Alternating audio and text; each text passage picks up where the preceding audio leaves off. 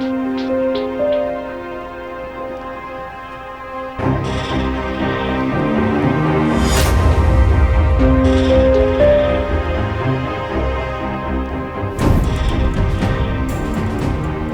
हुआ? वो कदर आप कैसी हैं ये पूछ रहा था। फिलहाल ठीक है, लेकिन ठीक रहने के लिए उन्हें दुख नहीं पहुंचना चाहिए। मैं अपनी माँ की हिफाजत के लिए हर मुमकिन कोशिश करूंगी फरात। तो प्लीज प्लीज तुम मुझसे दूर रहो फरात।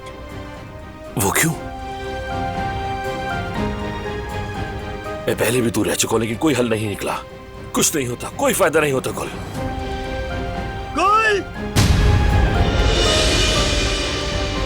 अब मैं तुमसे दूर नहीं रहूंगा, समझी तुम? आजाद साहिबा बुला रही हैं, जाने दो प्लीज। इस बार ये मेरी जिद है गुल।